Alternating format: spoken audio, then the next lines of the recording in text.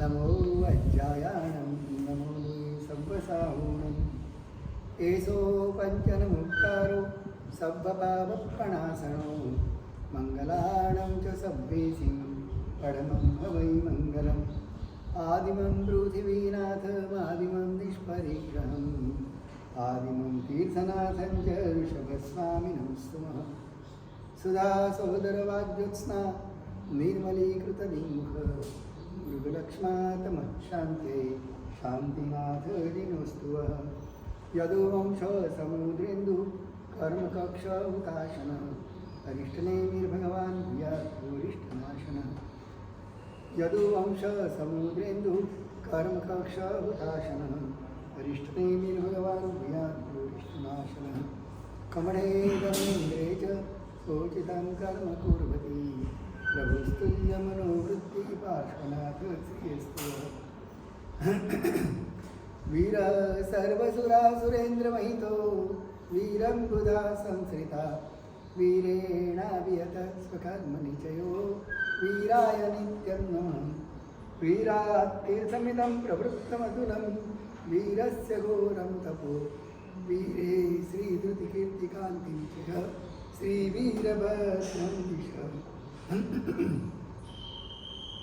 अंगूठे अमृतवसे लब्धितराभण्डार श्री गुरु गौतम समरिये वाञ्छितफलदातार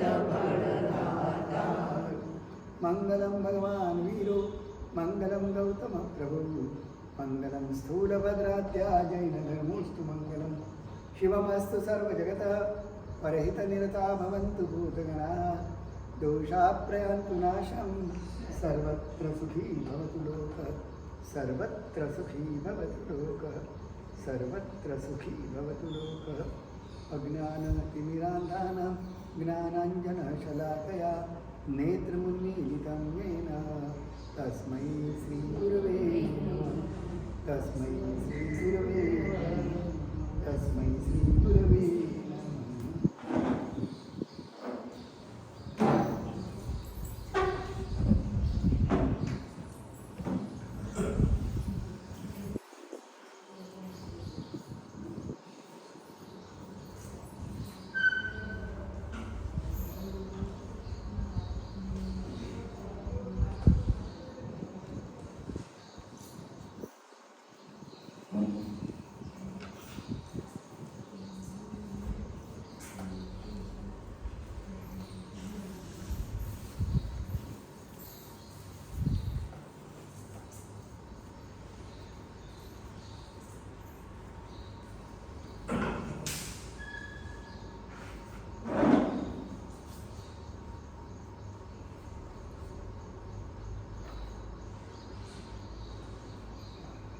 जैन शासन के अंदर कल्याण के लिए हर जीव का कल्याण हो सके इसलिए अनेक प्रकार के अनुष्ठान बताए गए। वो अनुष्ठानों की क्या ताकत है, क्या सामर्थ्य है। श्रेणिक महाराजा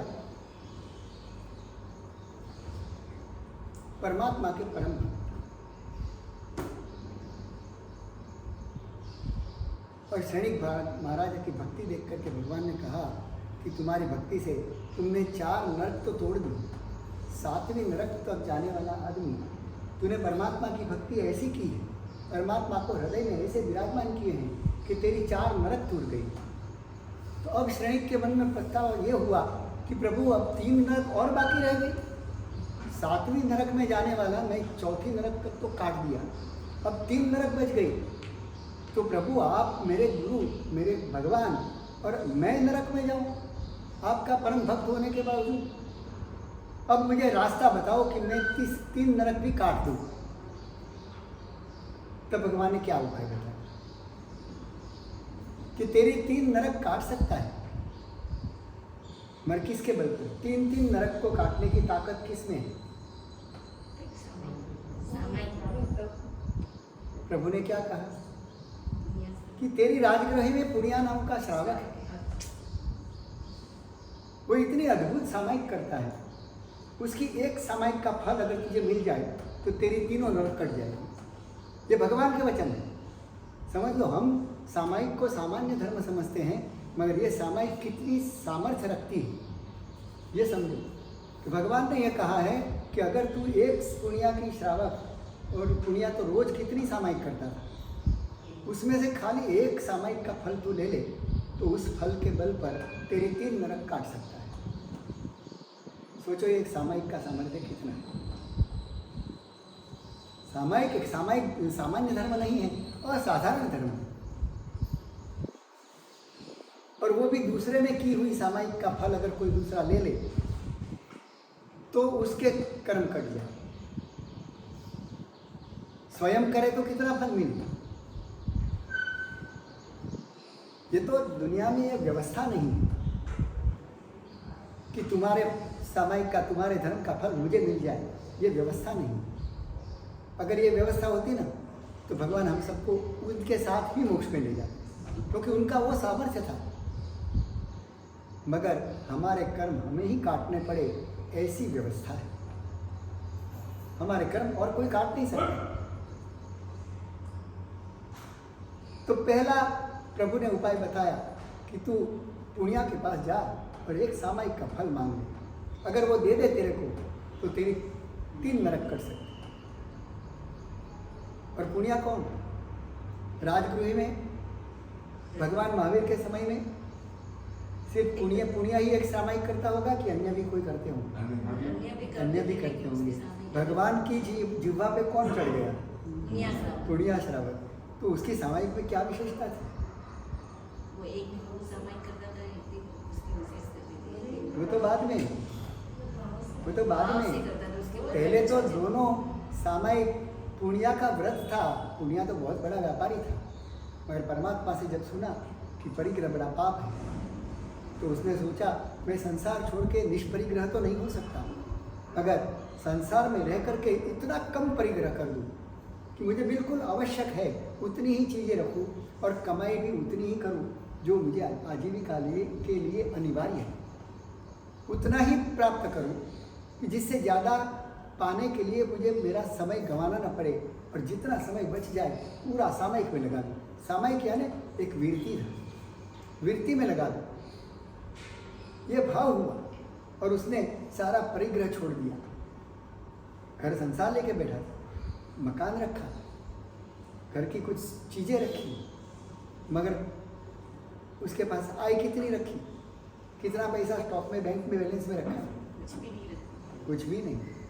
बस जीना है तब तक कुछ ऐसा काम कर दूँ जिसमें दोष भी न लगे। तो रुई की पुनिया बनाने का काम करना शुरू किया कि जिसमें मुझे कोई दोष न लगे। रुई भी अचित होता है, उसकी पुनी बना करके लोगों को दे दूँ तो लोग अपने घर में दिया जला सकें, कोई सूत्र बना सके। ऐसी भावना से रुई की पुनी का धंधा शुरू किया। और वो धंधा भी कितना करने का उन्होंने नक्की किया। उस समय 7 दोकड़े में आजीविका चलती थी। 7 दोकड़े में 2 व्यक्ति का भोजन हो जाता था। तो 7 दोकड़ा मिला कि धंधा बंद करके घर पे 8वां दोकड़ा कमाने की कोई इच्छा नहीं, कोई लालसा नहीं, कल के लिए कोई रखा नहीं, पूरा परिग्रह छोड़ दिया। यानी कितना वो निष्प्रिय हो गया। संसार की कोई चीज़ मुझे नहीं चाहिए, मगर दीक्षा भी नहीं ले सकता। तो उसने ये उपाय किया कि रोज़ खाने के लिए मुझे 7 दोकड़े चाहिए। तो 7 दोकड़े के आए होते ही धंधा समेट लेना, बंद करके घर पे आ जाना, फिर पूरा जितना समय मिले सामायिक में लगा देता। वो सामायिक में बैठता था, कहाँ सिद्धशिला में पहुँच जाता था। ये कटासना सामान्य चीज़ नहीं है, ये सिद्धशिला है, टेम्पररी सिद्धशिला है।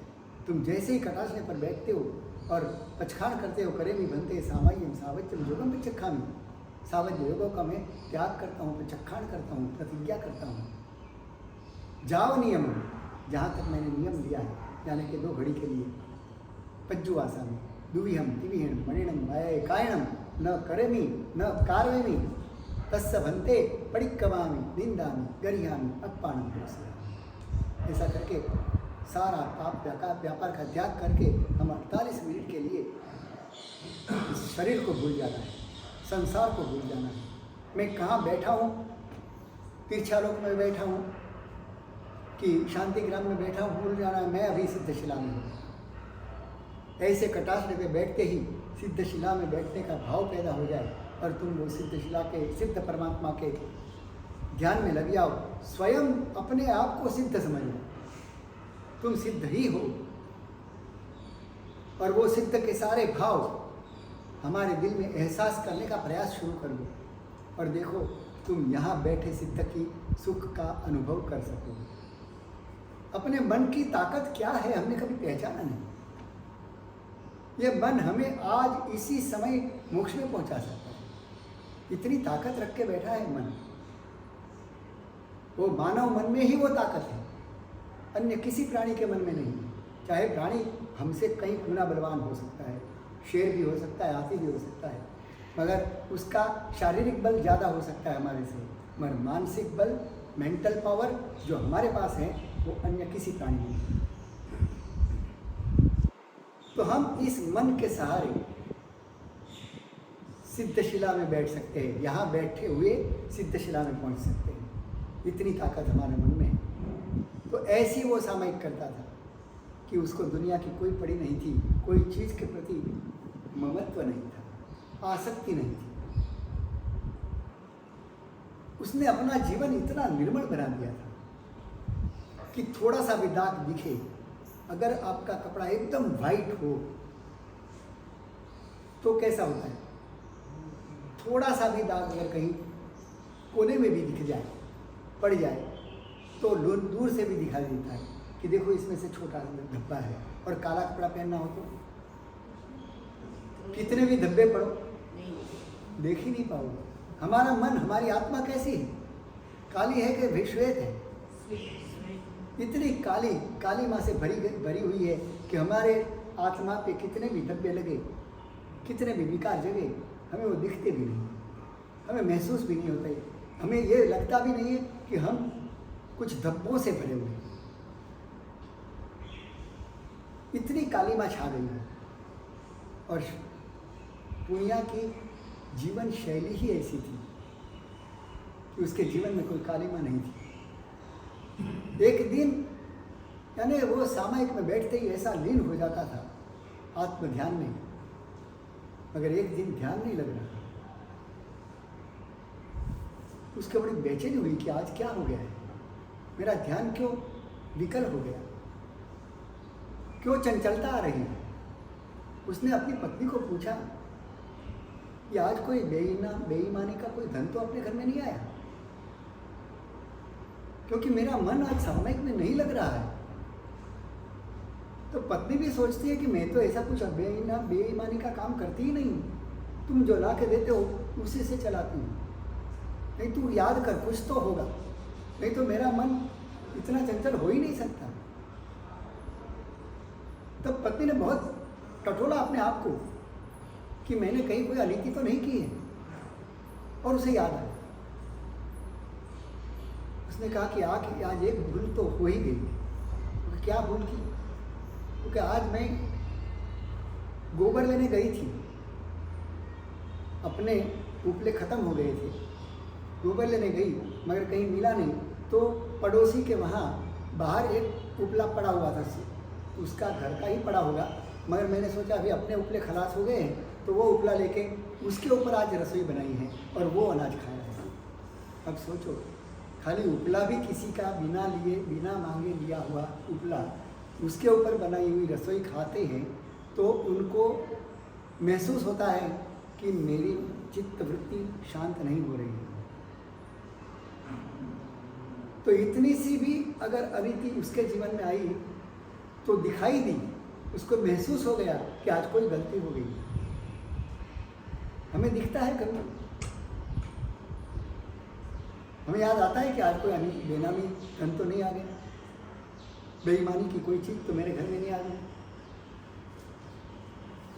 क्यों नहीं होता है? हमारे जीवन में वो पवित्रता की ऊंचाई नहीं है।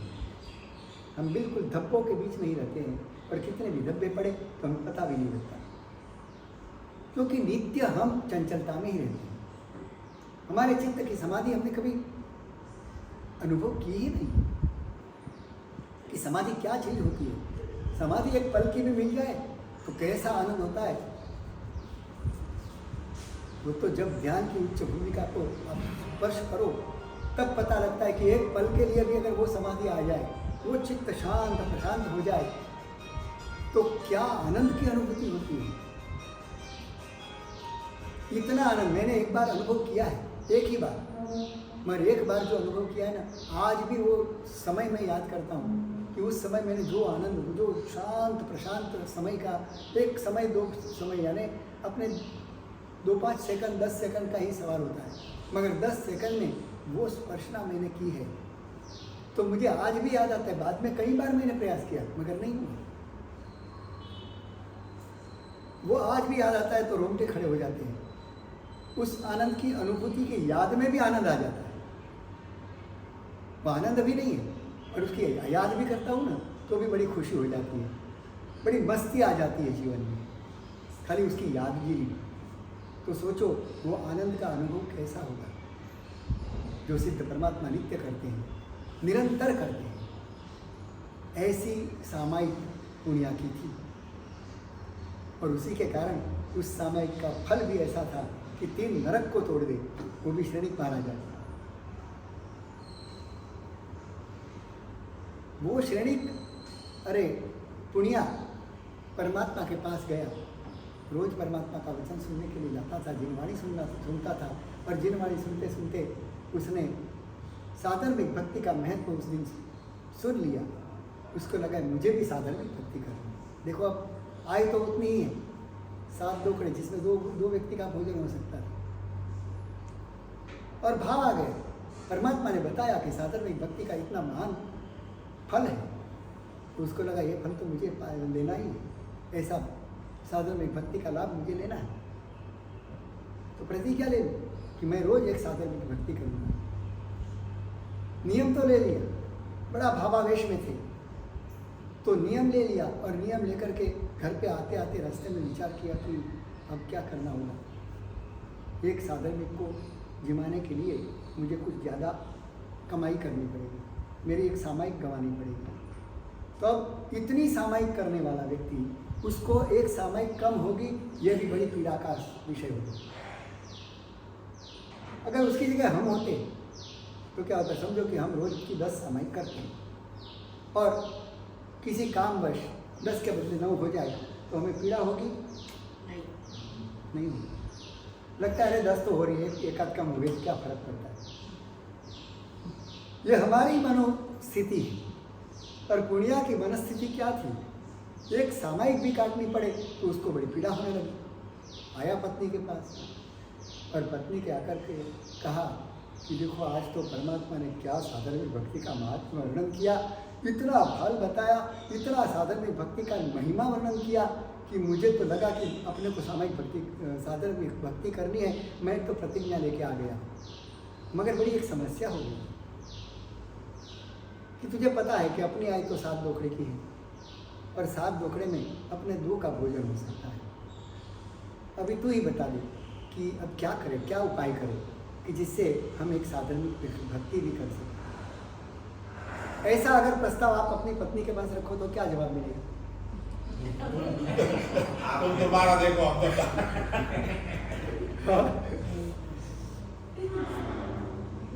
कि पैसे तो इतने ही मिलने वाले थे, इसमें अपने को साधर्मिक भक्ति करनी है, तो पत्नी क्या जवाब दी? पैसा पहले थोड़े निकले हो साधर्मिक भक्ति करने, यहाँ घर के बच्चे घंटी चाटे हो, उपाध्याय को आटा, ये कहाँ का न्याय है? पहले घर का देखो, बाद में दुनिया का धर्म करने निकलो। क्योंकि तुम्हारे पास वाइफ है, श्राविका नहीं है। वाइफ होती है ना, वो नाइफ बन के छिलती रहती है। नाइफ पता है ना, वाइफ और नाइफ। हाँ, कई लोग हमारे पास आते हैं, श्रावक श्राविका दोनों मिलके आते हैं, तो हमें पहचान भी करवाते हैं कि गुरुदेव ये हमारी वाइफ है। वो जैसे ही वाइफ शब्द वापरते हैं, हमारे दिल में पता लग जाता है कि दोनों के बीच में क्या संबंध हो गया। क्योंकि वाइफ बनती है, वो नाइफ बन के ही छिपती रहेगी। मगर जो ऐसी पहचान देता है कि हमारी श्राविका है, तो हमें बड़ी प्रसन्नता होती है कि इनके घर में कुछ धर्म है। शब्द के अंदर भी बहुत कुछ पड़ा है, बहुत कुछ भरा है। तुमने अपनी पत्नी को वाइफ बनाई है या श्राविका बनाई है? श्राविका। श्राविका ही बोल रही है, श्रावक बोल नहीं रहे।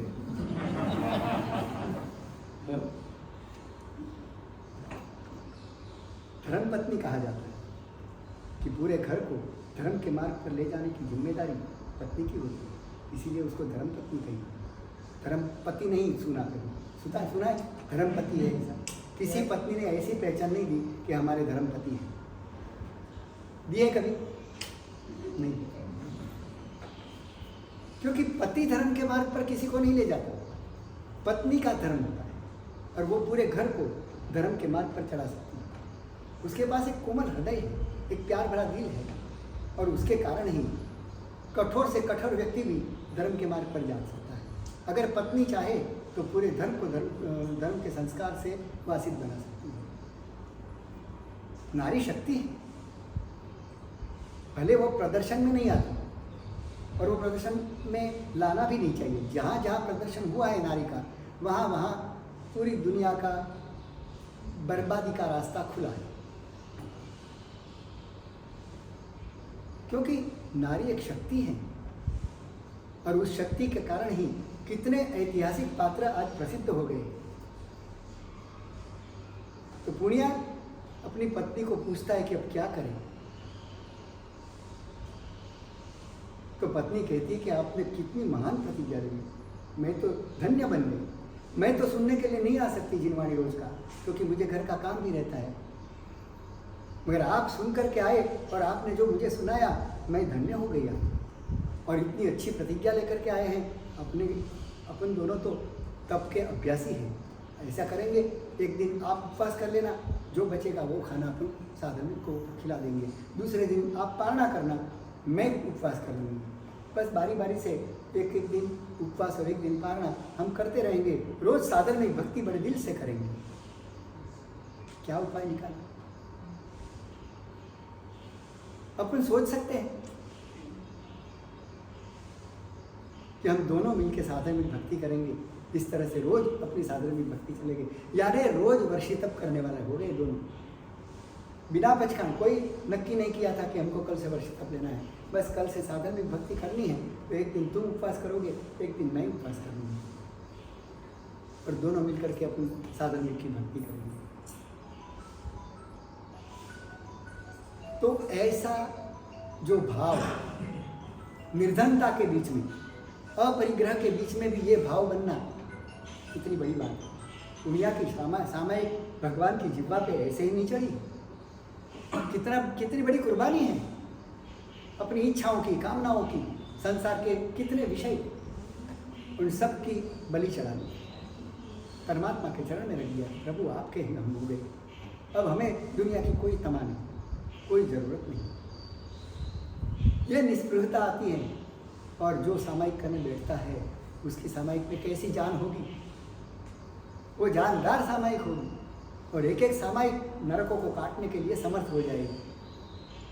ऐसी सामायिक करने का हम भाव तो बनाए कि चलो 48 मिनट तो कम से कम अपने मन को संकल्प में रख दे कि बस ये 48 मिनट में और कुछ नहीं। ये ऐसे मैं इसमें 48 मिनट में इतना ध्यान लगा दूँगा, इतना काम कर लूँगा कि जिससे मेरा मन कहीं भटके नहीं। पूरी मन के ऊपर चौकी लगा के बैठ जाओ 48 मिनट के लिए, बस परमात्मा के उस स्वरूप का ध्यान करना है। ध्यान में बैठो, जाप में बैठो, स्वाध्याय करो, जो भी करना है, मगर मन पूरा उसी में लगा रहे, 100%, 1% भी बाहर नहीं जाए। 48 मिनट ही तो करना है, कहाँ पूरा दिन करना है, 24 घंटे कहाँ करना है, खाली 48 मिनट ही करना है। और प्रतिज्ञा को बद्ध होकर के अपने को सामायिक करनी चाहिए। तो सोचो, एक एक सामायिक का सामर्थ्य इतना है। और श्रेणिक आया पुण्या के पास कि पुण्या तुझे तेरी एक सामायिक मुझे चाहिए, तू जो बोले वो देने को तैयार है। मोल तू बोल, एक सामायिक का क्या मोल हो सकता है वो तू बोल दे, तू जो बोलेगा मैं बार्गेन नहीं करूँगा, मैं कम ज़्यादा नहीं करूँगा। तू बोल दे इतनी मोल उतना ही दे दे। तू चाहे तो मेरा आधा राज मांग ले, चाहे तो पूरा राज मांग ले, क्योंकि मैं नरक में नहीं जाना चाहता। प्रभु ने कहा है कि पुण्या तेरी अगर एक सामायिक मुझे मिल जाए तो मेरी नरक टूट सकती है। 3 नरक एक साथ में, एक ही सामायिक से, एक नरक नहीं 3 नरक तोड़ दूंगा। पुण्या तू मुझे एक सामायिक दे दे। आज देखो सामायिक करने वाले के पास राजा भी भिखारी बन के आया है। सामायिक की क्या ताकत, क्या सामर्थ्य है। और पुण्या कहता है कि मोल तो मुझे पता नहीं, भगवान को ही पूछ लो। और भगवान को पूछा कि मोल क्या चुकाऊं। पुण्या ने कहा कि भगवान जो कहे वो दे दो।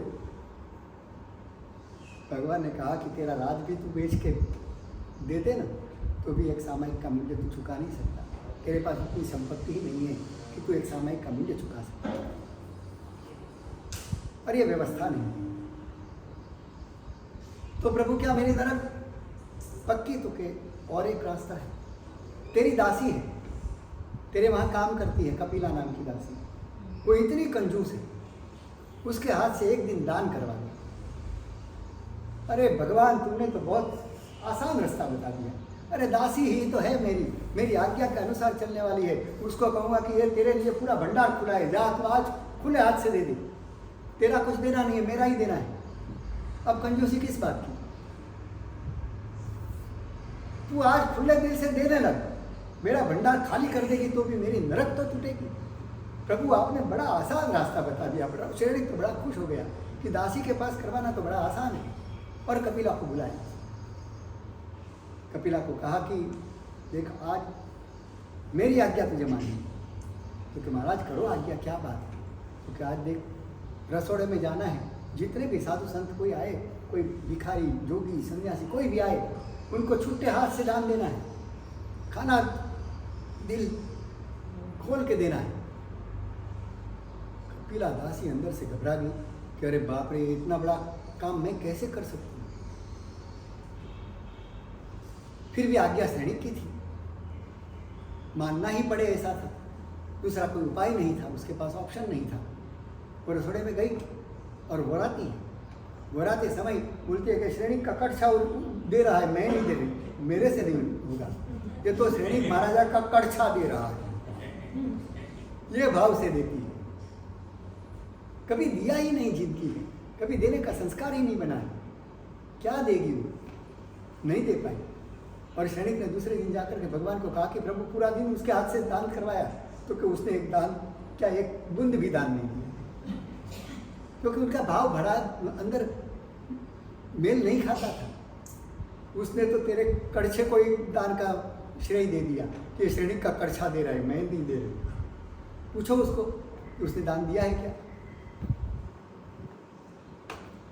तो कपिला ने कबूल किया कि नहीं, मैं तो नहीं दे सकती महाराज, आपने दिया था, आपका दान मेरे हाथ से दिया, बस इतना ही, मगर मैं अपने भाव से तो कुछ नहीं दे सकती। सैनिक ने माथा कूटा कि इतना आसान काम भी तू नहीं कर पाई। अब अंदर के भाव को कैसे सैनिक बदल सकता है, वो तो बदल ही नहीं पाया। तो प्रभु को पूछते हैं कि प्रभु और कोई उपाय हो। तो प्रभु कहते तेरे गांव में ही काल सौकृत कसाई रोज के 500 पाड़े मारता है, एक दिन के लिए उसके हाथ से हिंसा बंद करवा, तेरी नरक टूट जाएगी। एक दिन की भी हिंसा तो बंद करवाएगा तो तेरी नरक कट जाएगी। अब ये तो मेरी प्रजा की बात है, और उसको जितना धन 500 पाड़ा मारने से मिलता है उससे 10 गुना दे दूंगा। कि तू 500 पाड़ा मार के इतनी मेहनत करके जो कमाता है उससे 10 गुना देने को तैयार है, 100 गुना मांग ले, तू जो चाहे उतना मांग ले, मगर एक दिन तुझे हिंसा बंद करनी होगी। काल सौकृत कसाई को बोल दिया कि तुझे कल हिंसा नहीं करनी है और तू जो चाहे उतना धन मांग ले। तो वो बोला महाराज ये मेरी आदत बन गई है, नशा बन गया है, ये मैं नहीं करता हूँ तो मुझे चैन नहीं पड़ता। जब तक 500 पाड़ों को मारता नहीं तब तक मेरी हाथ की वो खुजली मिटती नहीं है, वो तो मुझे मारना ही पड़ेगा। अब सैनिक को लगा कि इसके पास तो जबरदस्ती करवाना पड़ेगा, ये सीधी तरह से करने वाला नहीं है, मुझे तो मेरी नरक काटनी है। और सैनिक ने उसको उल्टे पांव कुएं में लटका दिया कि अब कहाँ से मारेगा, हिंसा बंद करवा दी। उल्टा लटका के डोरी के बल पर पूरा दिन लटका के रखा। 24 घंटे के बाद बाहर निकाला और भगवान को जाकर के कहा कि प्रभु कल के दिन उसने बिल्कुल हिंसा नहीं की, 24 घंटे ऐसे ही भी नहीं, अहिंसा के बाद मेरा काम हो गया, अब तो मेरी नरक गई। तो प्रभु ने कहा कि तू पूछ उसको कि उसने क्या किया है। काल सौकरी को बुलाए, भाई तूने कल तो पाड़े नहीं मारे, तो क्या नहीं, ऐसे तो नहीं मार सका क्योंकि आपने तो मुझे उल्टे पांव कुएं में डाल दिया था, मगर मैं करूं, बैठे बैठे करूं क्या, कुछ काम नहीं था। तो वो पानी में ही कल्पना से चित्र बनाता था पाड़े का और छुरा मारता था हाथ से कि ये एक गया, दूसरा बनाया, दूसरा चित्र मारा। तो ऐसे 500 पाड़े के चित्र बना करके मैंने पूरा दिन मेरा टाइम पास कर दिया। तो देखो हम मन से भी कितना पाप कर सकते हैं। सैनिक नरक नहीं काट सका,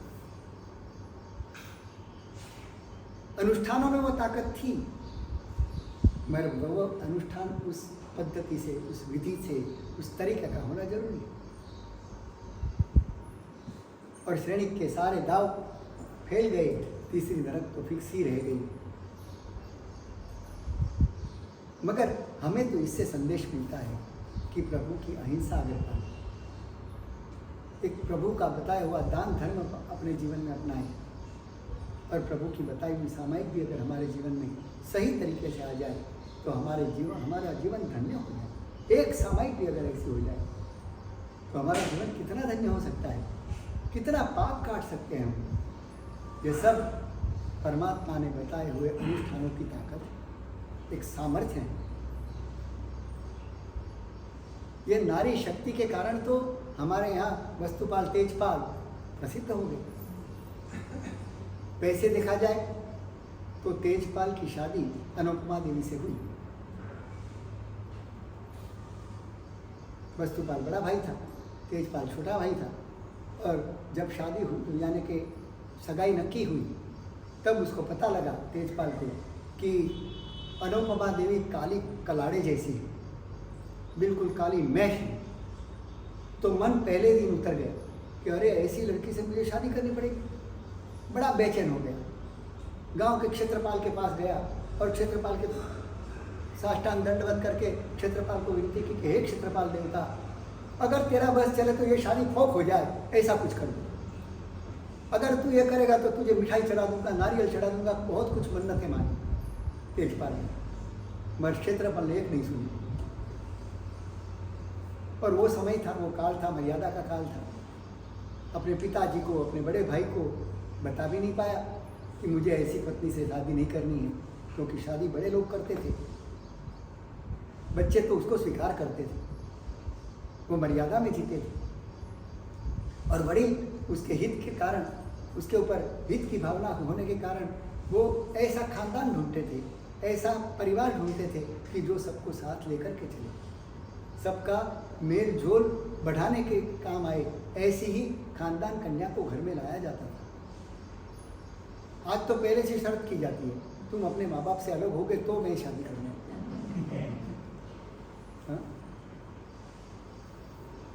जो पत्नी ये शर्त लेकर के आती है वो ये नहीं सोचती कि मेरे भाई के घर आने वाली पत्नी भी यही शर्त लेके आएगी, पर मेरा भाई अगर मानेगा तो मेरे ही माँ बाप को घर से बाहर निकालने का होगा। अपने ऊपर वो नहीं सोचती कि मैं जिस माँ बाप को दूर करके अपने पति को अलग करवाना चाहती हूँ, वैसे ही मेरे भाई के घर में मेरी जैसी कोई कन्या किसी घर से आएगी, वो भी यही शर्त लेके आएगी, तो मेरे माँ बाप का क्या होगा। ये अगर सोचती तो ऐसा विचार आ सकता है, टिक सकता है, ये तो मेरे पर भी यही बीतने वाली है, अगर इनके माँ बाप पे बीतेगी तो मेरे माँ बाप पर भी यही बीतने वाली है। पर ये विचार नहीं आता। व्यक्ति स्वार्थ केंद्रित है, मेरा हो जाए बस, दुनिया का जो होना है वो। ये बड़ा स्वार्थ केंद्रित जीवन है। तो तेजपाल ने क्षेत्रपाल से बहुत विनती की, मगर नहीं सुनी, न माँ बाप को बोल सका न कोई बड़े भाई को बता सका कि मुझे इससे शादी नहीं करनी है, और शादी का दिन आ भी गया, शादी हो भी गई। मगर पहले से ही क्या दिमाग में क्या प्रोग्रामिंग था, ये तो काली है, ये अच्छी नहीं है, इससे बड़ी ज़बरदस्ती से मेरी शादी करवा दी गई है, अब क्या करूँ। उसके सामने भी देखता नहीं था। मगर अनुपमा देवी इस व्यवहार का बिल्कुल उपेक्षा करके, वो मेरे पति हैं, मुझे उनकी सेवा करनी चाहिए, ये मेरा परिवार है, ये मेरापन उसने दाखिल किया और पूरे परिवार को बांध के रखा। और उसने ऐसी ऐसी कलाएं उसमें थी, उस कला के बल पर सारे परिवार का दिल आकर्षित कर लिया। अब किसी को घर में अनुपमा देवी एक घंटा भी ना हो तो मिस करते थे। अपने जीवन से, अपने स्वभाव से, अपने मधुर व्यवहार से पूरे घर को ऐसा आकर्षित बना दिया कि अब उसको कोई गंवाना नहीं चाहता था। और बड़ा भाई वस्तुपाल भी कोई काम करना हो तो उसकी सलाह लेते थे कि अनुपमा ये समस्या आई, उसका क्या हल हो सकता है। उस समय में पत्नियों को भी ऐसे पूछा जाता था, सलाह ली जाती थी कि उसमें एक शक्ति है हमारे यहाँ, और वो अनुपमा उसको सलाह देती थी कि ऐसा करो, और पूरा गर्व मानने के लिए तैयार हो जाती थी। शास्त्रों में जो वर्णन आता है वस्तुपाल तेजपाल के साथ अनुपमा देवी में क्या क्या गुण थे, उसका वर्णन आप सुनो तो आपको बड़ी हैरानी होगी कि भले रूप से काली थी मगर गुण से महान थी।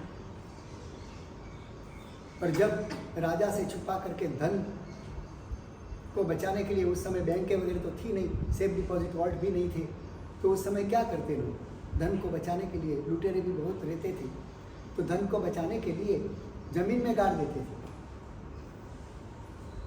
और वो जमीन में गाड़ने के लिए जब खड्डा खोदने लगे तो उसमें से नया धन निकला।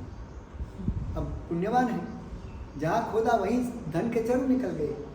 अब वो असमंजस में पड़ गए कि अब क्या करना, एक तो नया धन, ये पुराना धन गाड़ने के लिए निकले थे और नया धन निकल पड़ा है, अब क्या करें, इतना धन हो गया।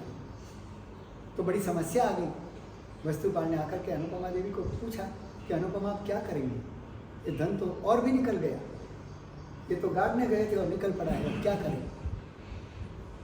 तो अनुपमा ने कहा कि धन गाड़ना ही चाहते हो तो ऊपर गाड़ो, क्योंकि धन ऊपर कैसे गाड़ा जा सकता है, जमीन में गाड़ा सकता है। तो क्या ऐसी जगह गाड़ो कि वो धन सारी दुनिया देख भी सके पर फिर भी एक दमड़ी ले न सके, ऐसी जगह धन को गाड़ दो, ऐसे सुंदर मंदिर बनाओ, लोग दर्शन करके अपने जीवन को धन्य बना दें, अपने जीवन में धर्म के संस्कार पैदा करें।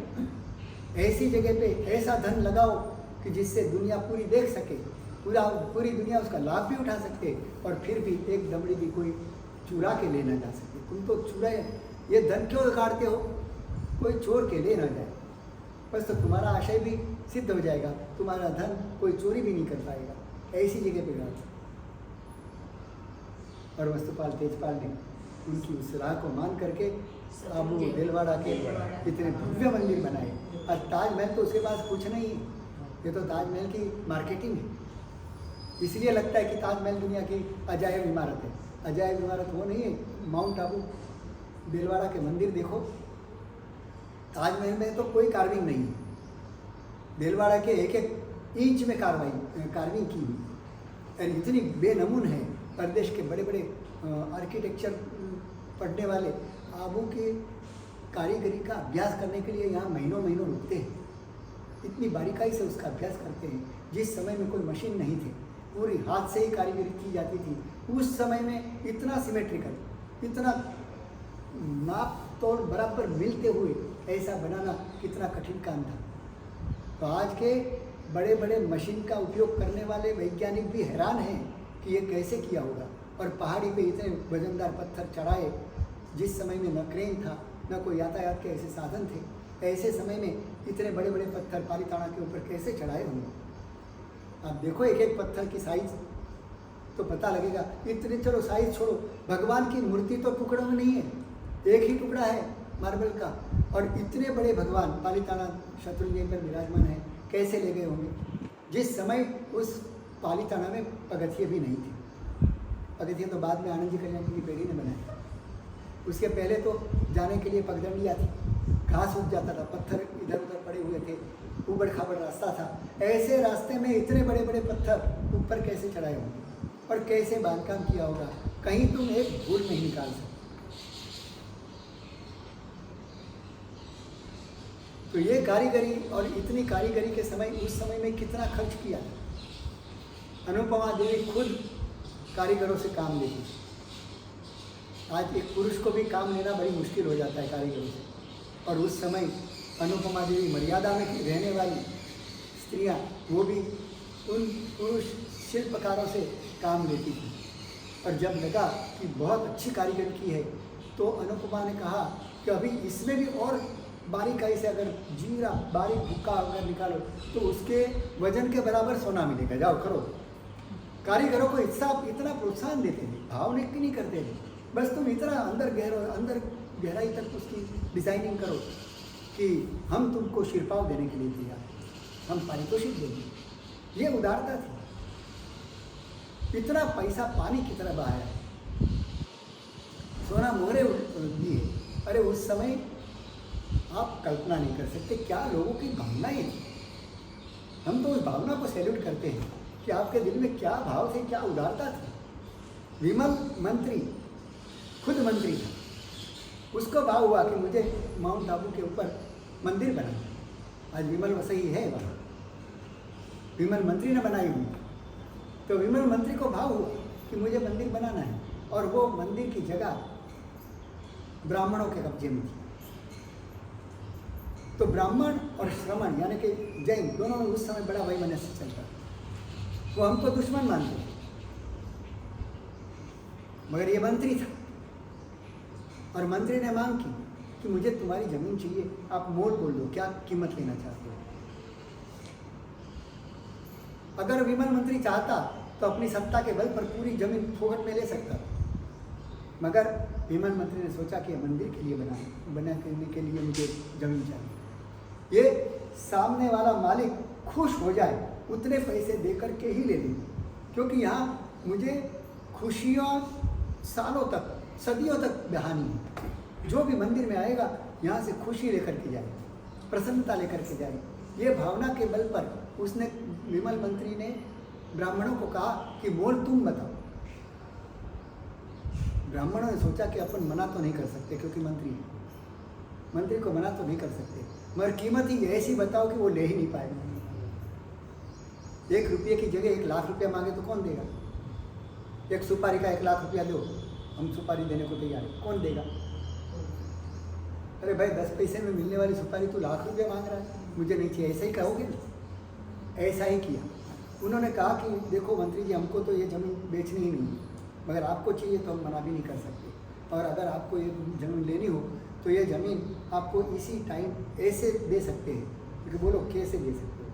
क्योंकि जितनी ज़मीन पे तुम सोना मोरो बिछा दो उतनी ज़मीन तुम्हारी, सोना मोहरे बिछा करके ज़मीन ले लो।